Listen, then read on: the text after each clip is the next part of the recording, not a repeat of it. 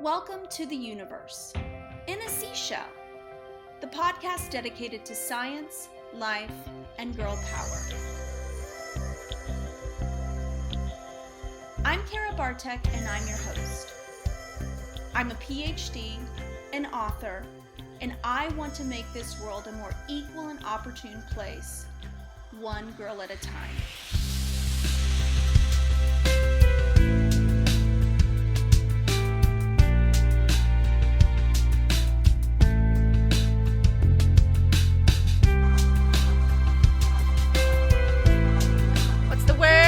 Bird. Welcome to the podcast, The Universe in a Seashell, the podcast dedicated to science, life, and girl power. Caroline, I'm getting to the point where I don't even think I need to introduce you because I feel like you're becoming the I can't even talk right now. Becoming the head star? Yeah. Yeah, I am. How do you feel about that? Are you prepared to give out autographs? Yes. Are you prepared to be chased down by the paparazzi when you go to Taco Bell? No. Are you prepared to give interviews on what your favorite Taco Bell order is? Are you kidding me? You would be better at that than me. Are you saying you don't like Taco Bell? I do like Taco Bell, but they took away the Nacho Grande box, so I don't really have a good option. I hope Taco Bell corporate is listening because we are pretty upset about that. That was bring that Nacho Grande box.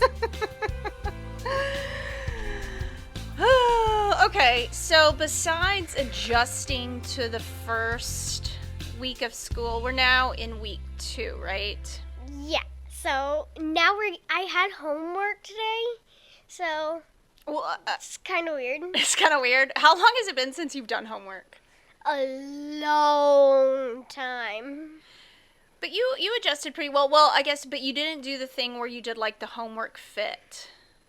I did not do that this time. How long before we have to prepare for that? Or is that like, are you going to give us any kind of warning? Maybe you could like send us a memo before you go on like a homework strike, do you think? Mm-hmm. Just notify us by fax? I could and put or down email? a memo of Penny saying, homework, Penny, I can't even, yeah, I get it. Penny, I take homework. Penny does the homework. That's the memo that you're going to hear. I'm very confused by the memo because basically what I want to know is when you come home and you start to refuse to do homework. I need to know when that's happening because that's I'll bring out my phone and I'll play the memo. Okay. But I'm going to need some advance warning because right now we're good. I feel like we're in a good groove as far as school. Like it's not difficult to get you up for school. Yes, it is. No, not like it. No, was in Portland? That's not difficult. Like when I have to like get out the air horn and sing opera, that's when we're having difficulties. Like you'll get up, you're just kind of slow. But the difficulty comes in when it's like, I'm going to have to like roll you on the floor and throw ice water on you. That's the difficulty. My dad has this machine that Mommy could use. It's like this air compressor that you use that blows air. She might have to get a horn and use that to spray on me. Okay, the problem with the air compressor is that it's gas powered, so I would have to crank it up with there.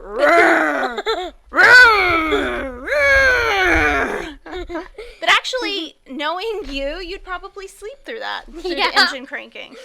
Yeah. But Dad will be like, "What's going on?" And I'll say, "Who stole my air compressor?" And you'll be like, and you'll hide it behind your back and say, Cece did it, not me. Okay, so how excited are you that we're going to be doing a 10-part series on bugs? I love bugs. Okay, can you enlighten me? What is it that you like about bugs? Because a lot of people have a perception that bugs are disgusting, gross, I know. Dangerous sometimes. Who cares? They're cool. But I mean, I'm serious. Talk to me about what is it about bugs that fascinates you? What fascinates me about bugs is they can help us and they can, like, not help you in a different way against you. Mm-hmm. But still, they're living. We're living. Everything's living. Yeah, we kind of got to appreciate nature. Yeah, so. Yeah, it's kind of like us loving our dog Bob. So he's for sure, like in the history books, the worst dog ever. He bites us in our sleep. He eats a lot of garbage. He likes to eat cat poop. He's outside of the gate right now trying to get garbage, but he's coming back in at this single moment.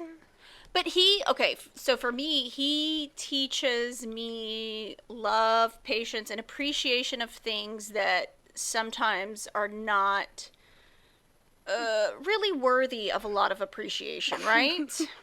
Bob is not worthy of appreciation. But and that's kind of how nature is a lot of times, right? So like, okay, with a spider. So every time people see spiders, they want to do the hoppy, stompy, squish the spider dance, right? I'm going to tell you a very funny story that happened to my grandpa.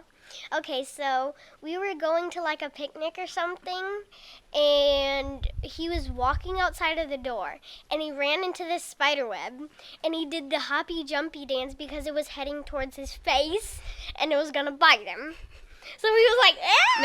I've never seen him get that scared. Yes, but I will tell you this. So the only other thing that looked more scared than your grandpa was the spider. That spider took one look at his big old head and was like, oh my goodness. I'm going to have me a giant snack. No, she was scared. That was our mama spider that lives on the porch. She was scared. He ripped down her web. With his big melon. Okay? He ripped down her web. It was very sad. Melon. He should have put a melon on his head to protect him. Okay. I'm just going to go ahead and pretend you never said that. and we've got to hold his hand and walk him down the stairs. Well, he didn't see it. And I mean, it's hard to see the spider web that's there. But anyway, he's scared that spider web. But anyway, so the point is, and you're getting me off topic once again. Hello.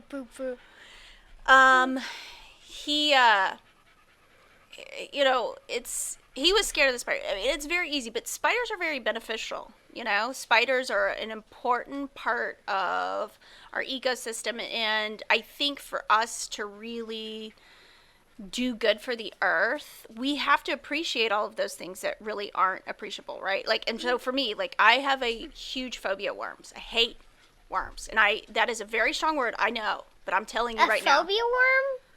No, I have a phobia of worms. Phobia means an intense fear, like to the point where it's pathological. There's another good one, pathological. Do you know what pathological means? Okay. No. So pathological is basically like, that's how scared I am. Okay, never do that again. Look how high you brought it.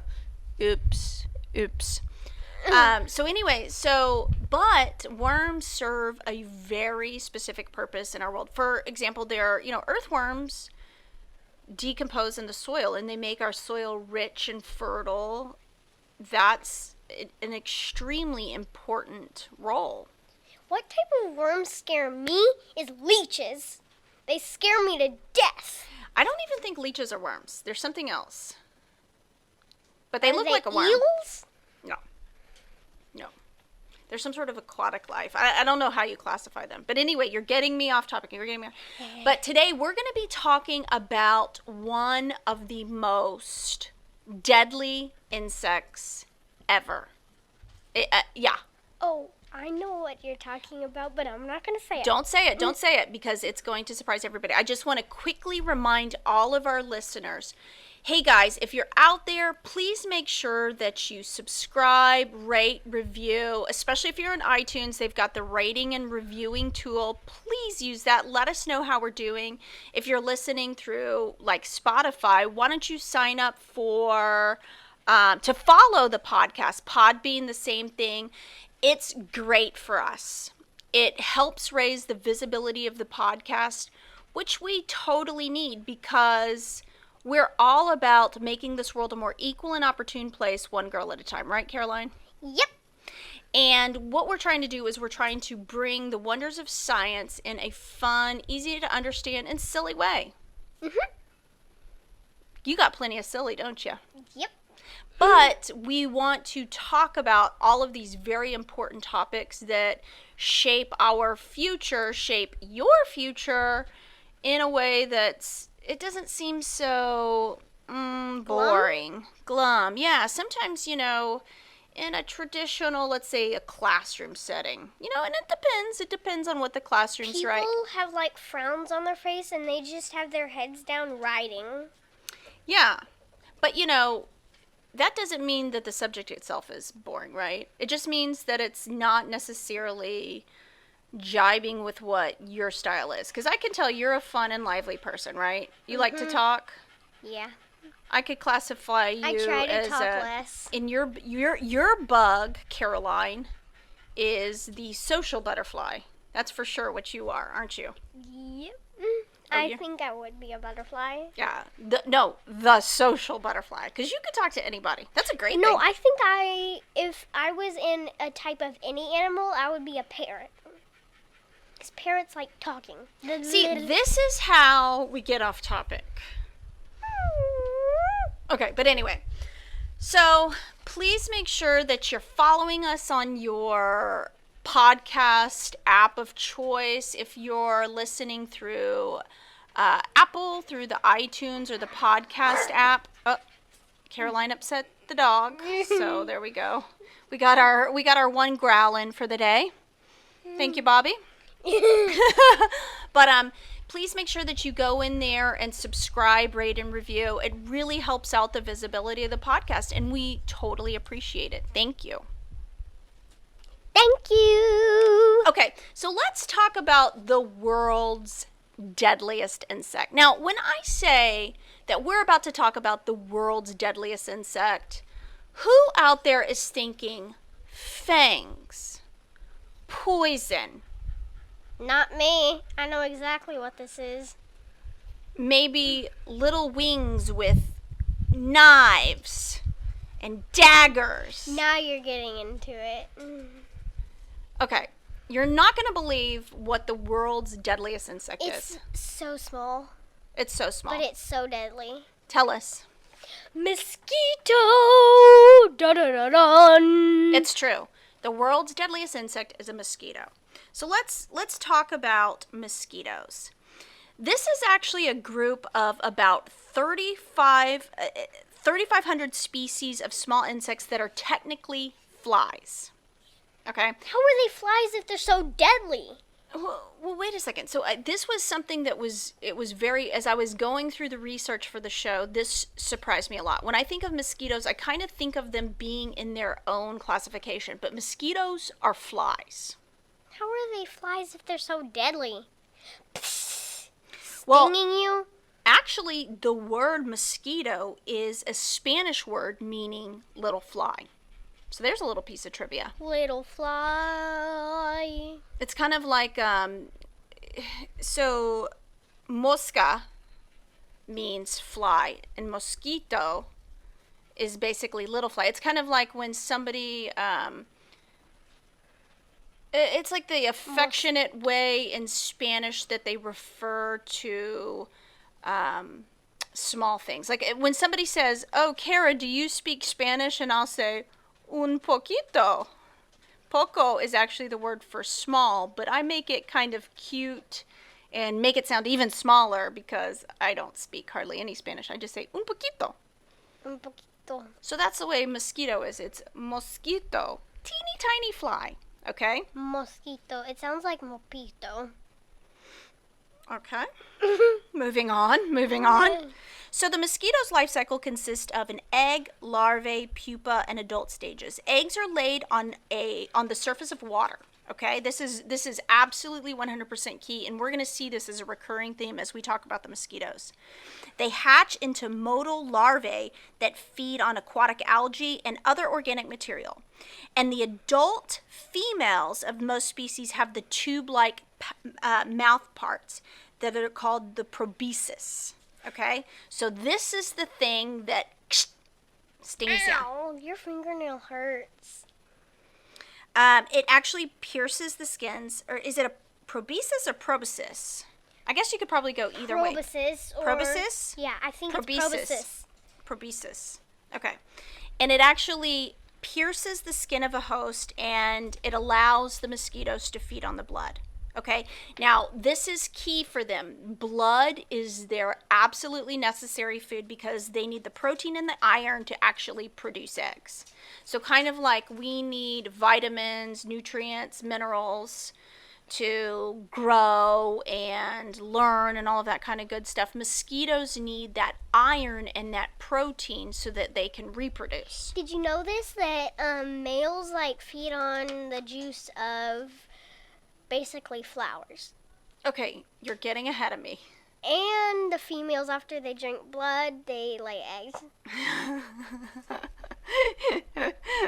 You're getting ahead of me. That's cool. That's cool.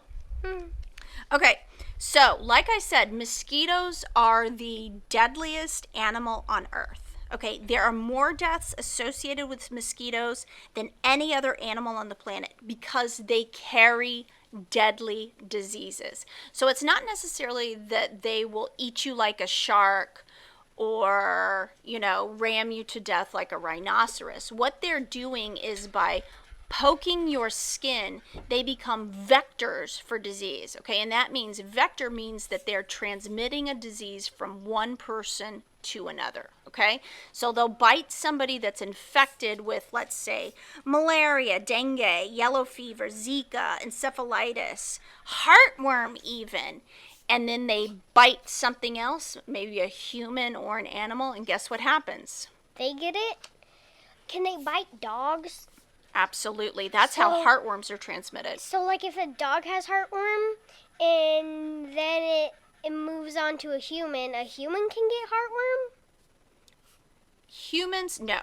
Okay. Heartworms, that is generally just a canine disease. So it's kind of species specific. But if a mosquito has that and they bite someone else, it won't do anything to you? It won't do anything to you. Now, if somebody has malaria and you're in an area, for example, they call it in the malaria belt. So like when your dad or your grandpa travel to India or Africa, which they have in the past, they have to take a very special medicine because malaria exists there. And if a person with malaria gets bitten by a mosquito, and then let's say that other person gets bitten, they will be exposed to malaria and could potentially contract it. Same thing with dengue and yellow fever. What is malaria? Malaria is, I believe, I don't know, I'd have to do some research on it, but I believe that it's a type of parasitic disease. It's not good. Parasite? Yeah, it's not good. It's not good at all. And it's a very, very deadly disease. Yeah. Is it more deadlier than yellow fever? I don't know. I don't know what the numbers look like, but it's absolutely a terrible disease. And I can tell you this, in a lot of the developed world, so meaning like America and certain parts of South America, a lot of these diseases have been eliminated because they've basically done really strong mosquito control. Okay, so we don't see these diseases often. However, they still exist in certain parts of Africa, Asia, and India. Especially in areas where mosquitoes can flourish, like tropical areas. There's a ton of water. Okay? And like, if water gets caught in flowers, sometimes they can lay eggs in there too. Absolutely. So that can get very dangerous. Absolutely. Make sure you're talking into the mic. For Okay, me. I know that's... Look how small. Yeah, look how small your sound waves are. Yeah. Make your sound waves big. Oh, there you go. Okay. How long do adult mosquitoes live? Generally only 5 to 6 months. A lot of them probably don't even make it to 6 months because guess what happens when they land on us? Show me your mosquito slapping technique. Show me yours. That one was very quiet. Do it right in the mic. Oh, nice, nice. That's some good mosquito slapping technique. Most adult females only live for about 2 or 3 weeks.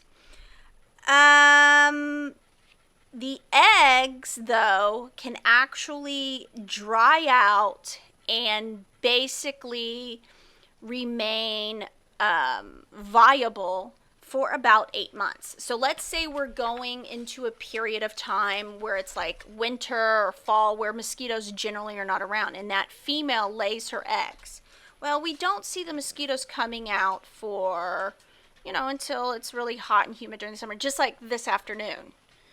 Whew. It's got to be like 100 right degrees. now. I'm sweating too.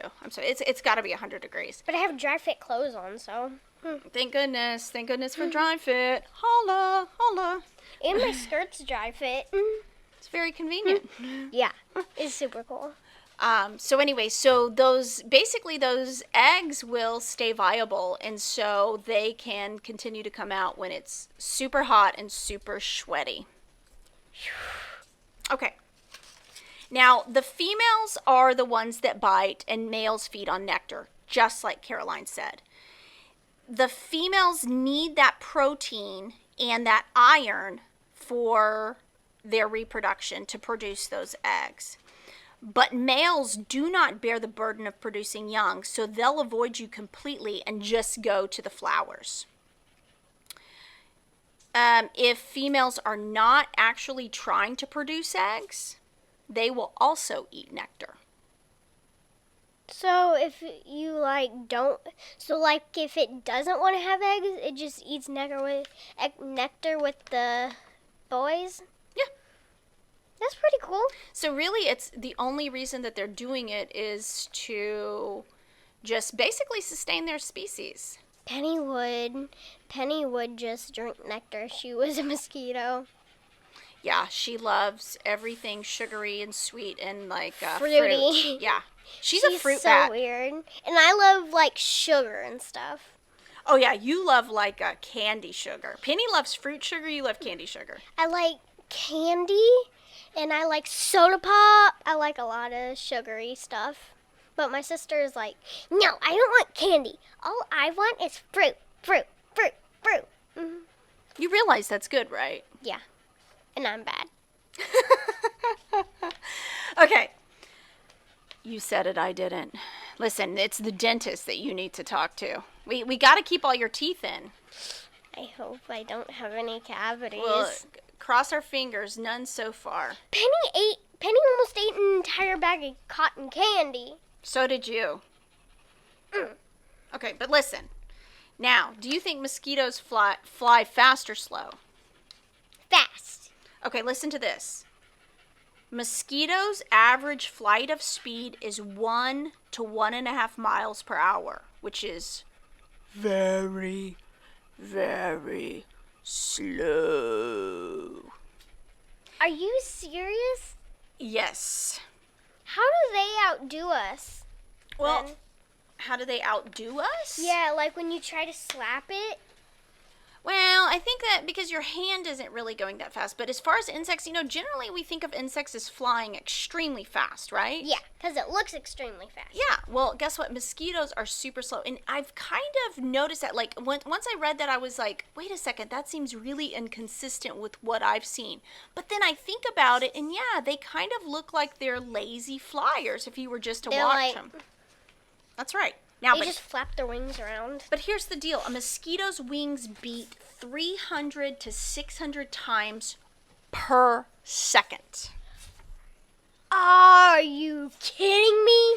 And that basically explains why you hear that buzzing. Zzz. It's because their wings are beating so fast. But how do they go so slow? I don't know. I think there's a lot more factors that depend on the speed of flight rather than just wing speed. That's so weird. Now, but here's something that's really interesting. Mosquitoes actually synchronize their wing beats. Scientists once thought that only male mosquitoes could hear the wing beats of their potential mates, but recent research on mosquitoes proved females listen for their mates as well. So, when the males and the females meet, their buzzing synchronizes to the same speed. Zzz. So it's kind of like a love buzz. Zzz. Like your heart beating. Bzz, bzz, bzz, bzz. Yeah. But even faster. Way, way faster. Mm-hmm. Now, a lot of mosquitoes, we talked about the importance of water, right? Okay. And they don't fly very far. But here's something pretty interesting.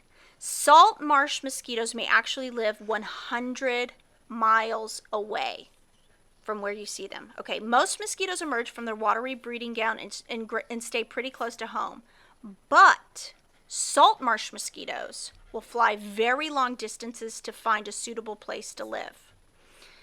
And the prevailing theory behind that is salt marshes aren't really burgeoning with the type of blood that they want.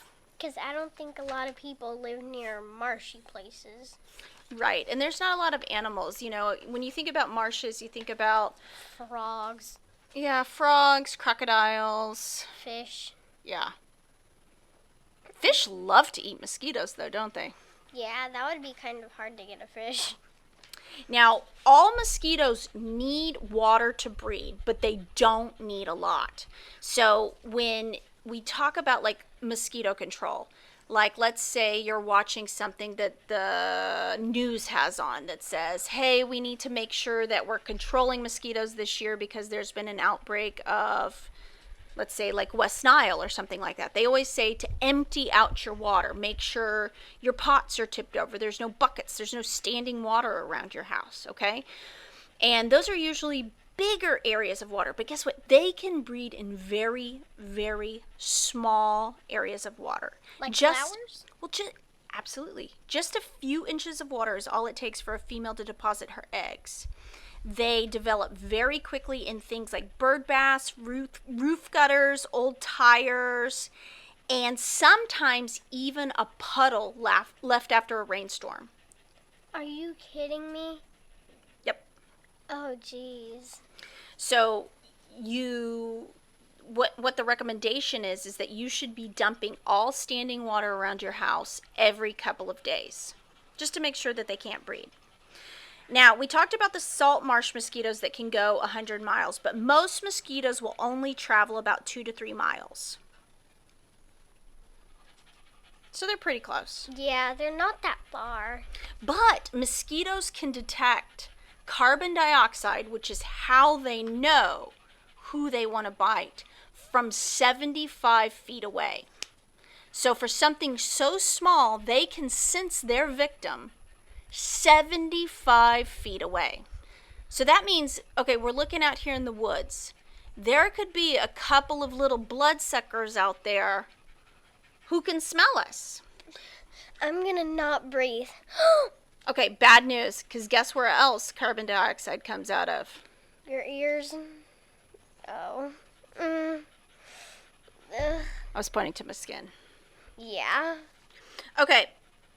Carbon dioxide, which humans and other animals produce, is a key signal to mosquitoes that a potential blood meal is near. They've developed a very keen sensitivity to carbon dioxide in the air. Once the female senses CO2 in the vicinity, she flies back and forth through the CO2 plume until she locates her victim.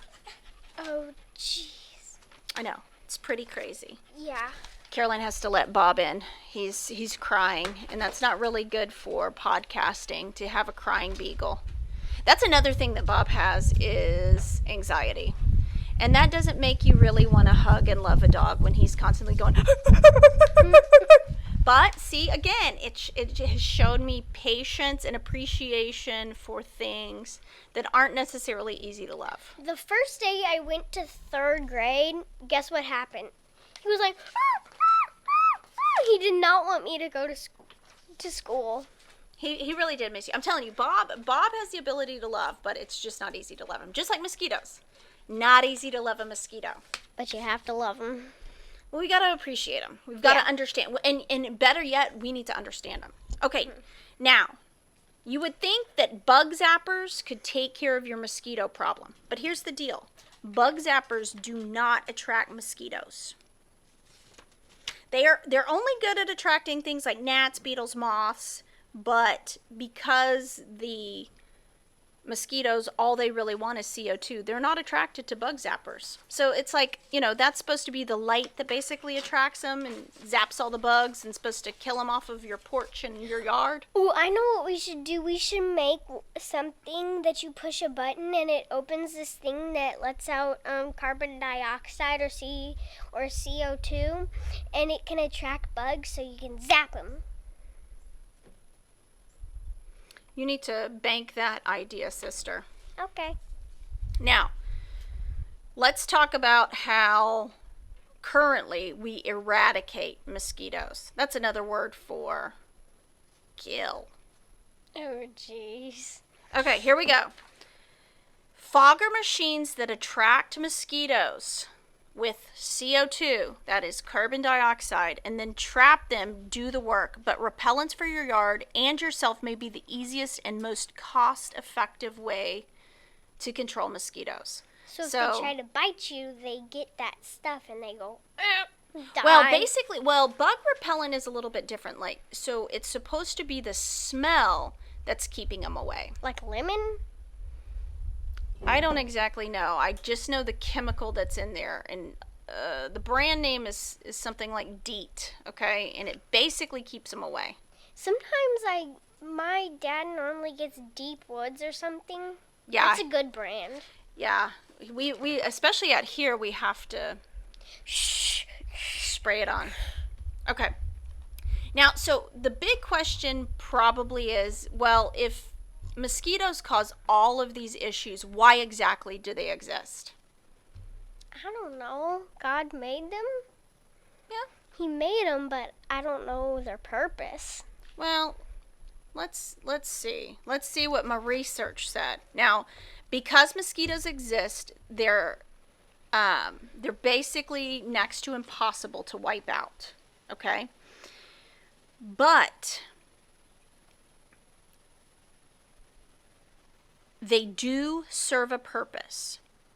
One of their main purposes that they serve is being food for other species. Birds, frog, fish, all of those kind of guys love to eat mosquitoes. It's because they have all that blood. They all have all that blood, but they're also, and this is something that's pretty interesting. This is something that we generally attribute to insects like bees, but they're also very beneficial pollinators. How are they pollinators if they give you diseases? Okay, what do males eat? Nectar? Pollen. Absolutely. So this was something that was completely new to me as I was pulling up research for the show. Since they do eat that pollen, that nectar, they do act as pollinators, and that's an extremely beneficial thing for the ecosystem. Don't you think? Mm-hmm. Okay. Now, while there are over 3,500 species of mosquitoes, only about 200 actually bite human beings. 200? Yes. That's not a lot. That's not a lot. And their larvae also eat what the research calls detritus in water. But detritus is basically gunk. Does that make sense? Oh, that sounds so disgusting. Oh, disgusting. Ugh. Now, the reason that we get those red bumps on our skin is because our bodies are having a reaction to the mosquito's saliva. Okay? So it's basically a small allergic reaction that we're having when a mosquito bites us. And then you get all itchy. You get all itchy and you get a bump, right? Mm-hmm. Okay. Now, not everybody is actually allergic to that saliva. Can you believe that? Are you kidding me? I've known a lot of people who, when they get bit by mosquitoes, there is no bump left behind. Papa? I don't know. He probably, if anybody would have a resistance, it would be him. He's pretty tough, isn't he? I think he's broken like all of his fingers and chipped plenty of teeth. He has broken just about all of his fingers.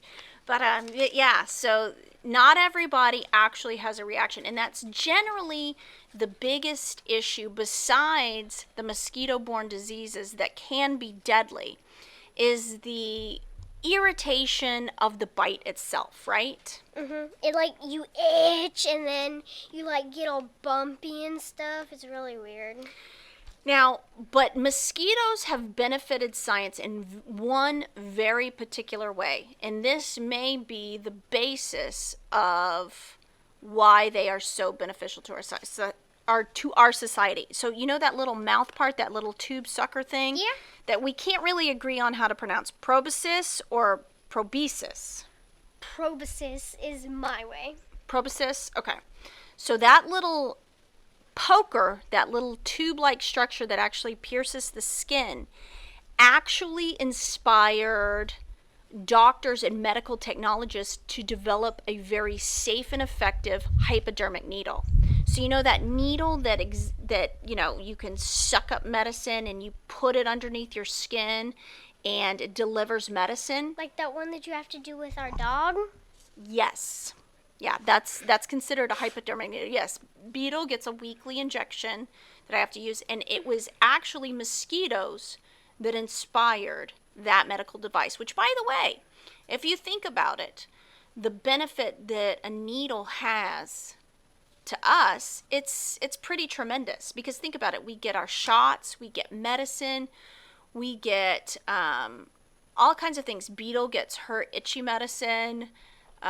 You know, if somebody's diabetic, they could get their insulin. I mean, it's the list goes on and on. Cancer patients get chemotherapy. I mean, it's amazing. And what it does is it delivers the medicine to us in a safe and sanitary way. So you don't have to like drink it or something. Yeah.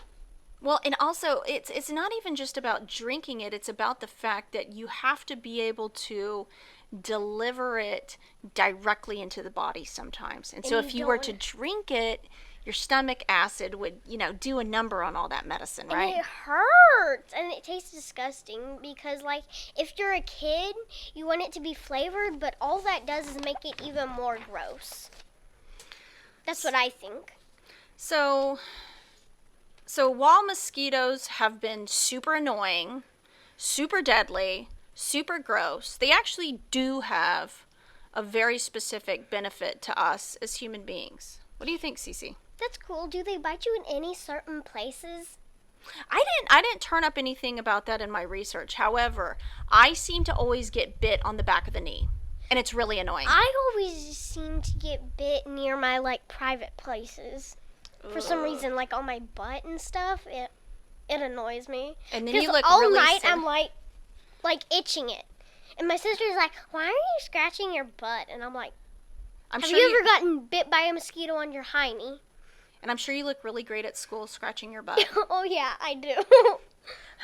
I'm like this, standing up in my chair, like off of my chair, and just like itching my butt, and everybody's like, "Caroline, seriously?"